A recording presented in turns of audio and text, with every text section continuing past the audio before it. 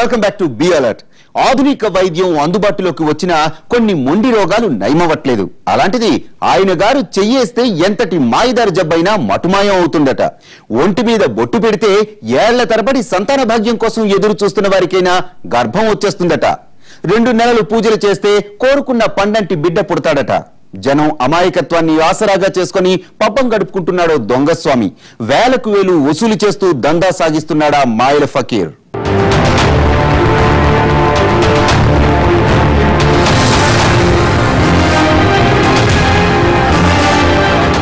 ఇతను డాడీ అంటే అందరికీ తండ్రి లాంటోడంట. డాడీ అలియాస్ శ్రీనివాస్, స్వస్థలం కరీంనగర్ జిల్లా ఓదెల. 4 రోజులుగా వరంగల్ జిల్లా భైరాన్పల్లిలో మకాం వేశాడు. వస్తూ తనతో పాటు మరో 3 యువకుల్ని బెంటేసుకొచ్చాడు. ఓ ఇంట్లో సాయిబాబా విగ్రహం పెట్టి చుట్టూ దీపాలు వెలిగించాడు. ప్రత్యేక పూజలు చేసి డాడీ బొట్టు పెడితే సంతానం కలుగుతుందని చాటింపు వేసుకున్నాడు. అతగాడి డ్రామాలన్నీ నిజమేనని నమ్మిన జనం ఇదిగో ఇలా క్యూ కట్టారు.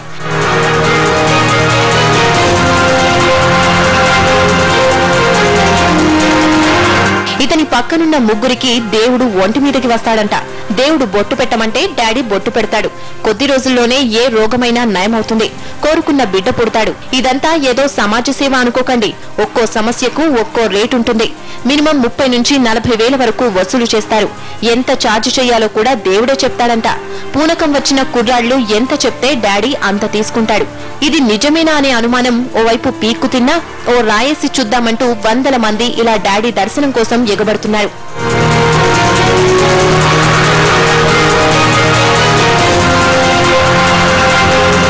ఈ సంగతి తెలుసుకున్న ఎన్టీవీ టీం రంగంలోకి దిగింది. దొంగస్వామి బండారాన్ని బయట పెట్టింది.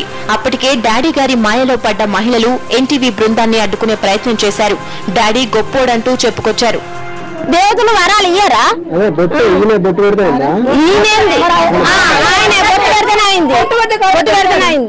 మా మీద ఉంటే శక్తి ఊళ్ళోకి పోతాయి. పోయినాక సాయిబాబా కానిపిస్తాడు. అంటే ఆయన బొట్టు పెట్టాకే పిల్లలు పుట్టారట. మానసిక స్థితి సరిగా లేని వాళ్లు ఆయన చేతి స్పర్శ తగిలకే సెట్ అయ్యారంట. ఎక్కడో ఓదెలలో నాటకాలాడేవాడు ఇప్పుడు వరంగల్కే వచ్చి పాగా వేయాలని చూస్తున్నాడు. ఇక్కడ ఈ ఊరుగా నిన్న ఈ మాసంతో పిచ్చి చేసి 2 నెలలు అయితే అన్నమాట. నేను ఇక్కడికి వచ్చినా అన్నట్టు ఈ ఊరికి వచ్చినాక ఇంకా మంచిగా అయింది. అట్లయితే కాలు బొట్టు పెట్టి ఇట్లా బొట్టు పెడతా చదువుకుంటా సాయిబాబాతో పూజలు చూస్తే సాయిబాబాతో చేయాలి. దక్షిణ సమాధి ఉన్నది ఇంటికాడ, ఆ సమాధి కాడ పెట్టాలి. వీళ్ళకి కనబడతారు బయట వాళ్ళకి. ఇలా కనబడ్డ కొద్దీ చెప్పాలి. చెప్పినాక వీళ్ళు మంచిగా అవుతారు. బొట్టు నేనే పెడతా కాలు 15 సంవత్సరం నుంచి నాకు మీరు కట్టాలి. నాకు అవస్థలు అయితే తెల్లకపోతుంది. నాకు అట్లా నగరాలు కూర్చోరు. 4-5 రోజులుగా దొంగస్వామి ఒక్కటే హడావిడి చేస్తూ ఉంటే గ్రామస్తులకు డౌట్ వచ్చింది. మోసం చేస్తున్నారని నిలదీస్తే చంపేస్తామని వార్నింగ్ ఇచ్చారు. డాడీకి ఏదైనా జరిగితే ఊరుని వల్లకాడు చేస్తాడని బెదిరించారు అతడి అనుచర గణం. బొట్టు పెడితే కడుపు రావడం ఏంటంటూ భైరాన్పల్లి గ్రామస్తులు ముక్కున వేలేసుకుంటున్నారు. భర్తలో రూమ్లో భార్యలో రూమ్లో బొట్టు పట్టిగా భర్త లేకుండా బొట్టు పెడితేనే కాంత అవుతుందట. మళ్ళీ బీడింగ్ అవుడేనట. పిల్ల పుట్టుడేనంట. తమను అడ్డుకోవడంతో ఎన్టీవీ ప్రతినిధులు హసన్పర్తి పోలీసులకు సమాచారం అందించారు. వెంటనే అక్కడికొచ్చిన ఎస్ఐ డాడీ అండ్ బ్యాచ్ ను స్టేషన్ కు తరలించారు. ఈ మూకతో బొట్టు పెట్టించుకున్న మహిళలు పోలీసులకు ఎదురు తిరిగారు. వారి తీరు చూసి ఖాకీలే కంగుతున్నారు. ఎవడేది చెప్పినా నమ్మొద్దని మూఢనమ్మకాల నిర్మూలనకు చర్యలు చేపడతామని పోలీసులు తెలిపారు. కొంతమంది మహిళలకి ప్రెగ్నెన్సీ వస్తుందని మరియు వాళ్ళ మీద ఉన్న ఏమన్నా చెడు ఉంటే తెలియపోతుందని కొంత నమ్మకం కలిగిస్తూ ఇక్కడ బొట్టు పెడుతున్నారని మాకు సమాచారం అందింది.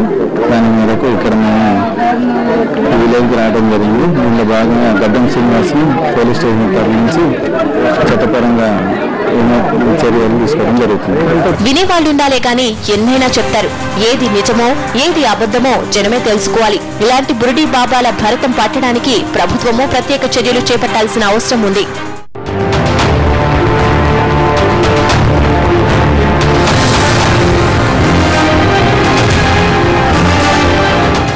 భాగ్యనగరం అంటే భూరాబందుల అడ్డా అన్నట్టు తయారైంది పరిస్థితి. ఏకంగా సిటీ సెంటర్ లో ఉన్న ఎర్రగెడ్డ మెంటల్ హాస్పిటల్లోని 11 ఎకరాల భూమిని కబ్జా చేయాలని చూశారు. ల్యాండ్ ఫర్ సేల్ అంటూ బోర్డులు పెట్టేశారు. రంగంలోనికి దిగిన రెవెన్యూ అధికారుల మీద నోరు పారేసుకున్నారు. అయినా వెనకడుగు వేయని అధికారులు పోలీసుల సహకారంతో కబ్జాకోరుల పనిపెట్టారు.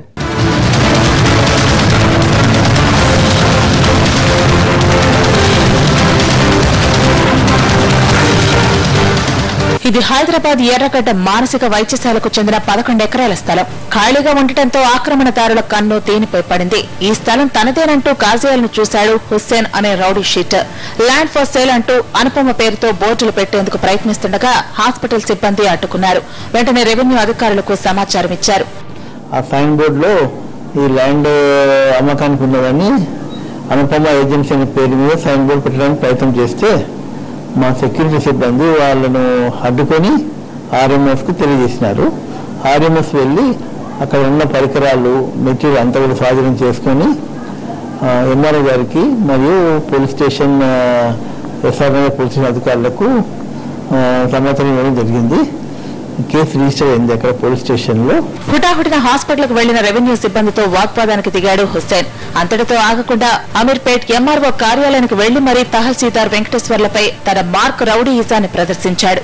ఆయన దూషించడమే కాకుండా చేయి చేసుకున్నాడు. ఈ భూమి సర్కారుదేనని, ప్రస్తుతం కోర్టు కేసుల్లో ఉందని ఎంఆర్ఓ చెప్పుకొచ్చారు. అక్కడ మెంటల్ హాస్పిటల్ సూపరింటెండెంట్ తో మా యొక్క రెవెన్యూ సిబ్బందితో గొడవ పడి సరాసరి ఈ యొక్క తహసీల్దార్ కార్యాలయానికి అమీర్పేటకు రావడం జరిగింది. నా ఛాంబర్కు వచ్చి నానా దుర్భాషలాడి మాటల్లో చెప్పలేని విధంగా మాటలు మాట్లాడి హుస్సేన్ రౌడీయిజంపై ఎస్ఆర్ నగర్ పోలీసులకు ఫిర్యాదు చేశారు తహసీల్దార్ వెంకటేశ్వర్లు. వెంటనే స్పాట్ కు చేరుకున్న పోలీసులు హుస్సేన్ అరెస్ట్ చేసి రిమాండ్ కు తరలించారు.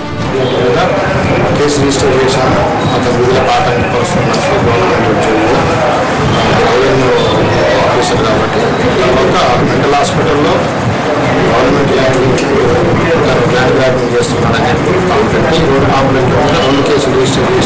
కబ్జారాయుల రౌడీయిజంతో నిజాయితీ గల అధికారుల ఆత్మస్థైర్యం దెబ్బతింటుందని రెవెన్యూ అధికారులు ఆవేదన వ్యక్తం చేస్తున్నారు. ఆక్రమణలపై ప్రభుత్వం ఉక్కుపాదం మోపాలంటున్నారు. స్థానిక నేతల ఆండతోనే కబ్జాకోరులు రెచ్చిపోతున్నారనే విమర్శలు వినిపిస్తున్నాయి.